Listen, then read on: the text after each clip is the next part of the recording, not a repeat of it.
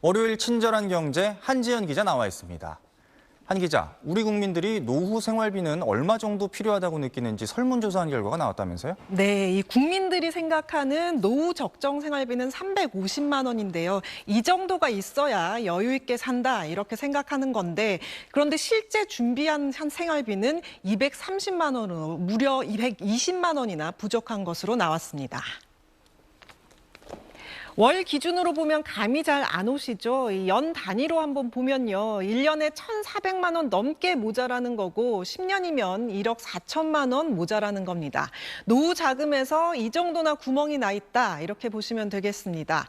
이 최소 생활비도 따로 물어봤습니다. 정말 밥 먹고 집세 내고 기본만 하는 수준이 248만 원으로 잡혔는데요.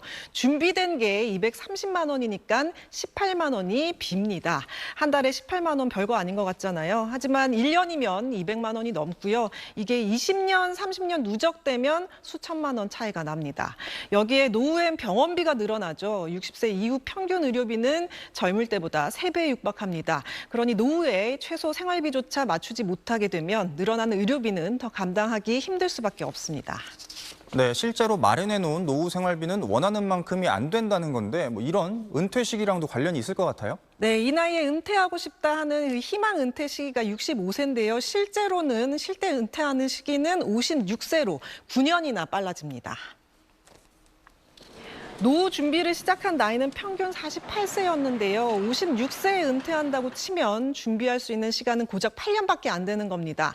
8년 동안 돈을 모아놓고 그 돈으로 20년, 30년, 이제는 또 100세 시대죠. 길게는 40년 넘게 살아야 한다는 얘기입니다. 생활비 마련 방법으로는 국민연금이 가장 많았습니다. 응답자의 거의 90%가 연금으로 충당하겠다고 했습니다.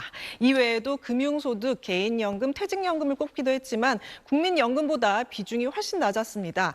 한국 가계자산의 75%에 이르는 부동산을 활용한 노후자금 준비에 대해서는 여전히 소극적이었습니다. 주택연금을 알고 있는 사람은 90%가 넘었지만 실제로 가입하겠다고 하는 사람은 3명 중 1명뿐이었습니다.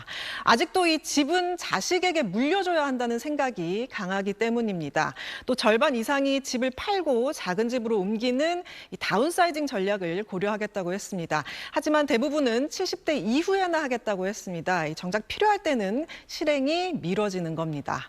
노후 거주 조건으로는 의료시설 접근성이 가장 많이 꼽혔습니다. 이 교통이나 공원, 편의시설도 중요했지만 결국 나이 들어 가장 신경 쓰는 건 건강이란 소리입니다. 그래서 응답자의 80% 이상이 지금 사는 동네에서 계속 살고 싶다고 답했습니다. 익숙한 생활권, 병원 가까운 게 제일 중요하다는 겁니다.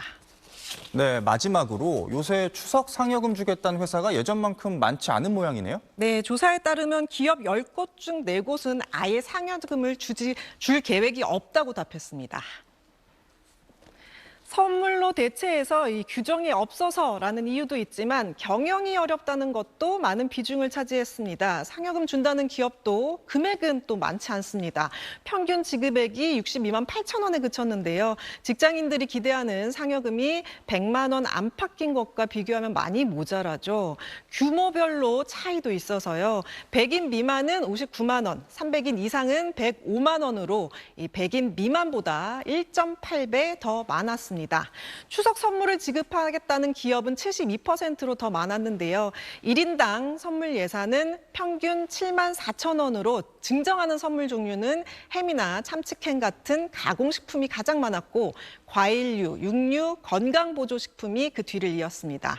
명절 상여금은 이 단순한 돈 문제가 아닙니다. 이 직원들 입장에서는 회사가 우리를 챙겨준다는 시그널이 되면서 만족도와 충성도가 높아지잖아요. 근데 이게 빠지면 직접적으로 지갑이 얇아지는 걸 넘어서 체감 경기가 훨씬 더 나빠졌다고 느끼게 됩니다. 네, 한 기자 잘 들었습니다.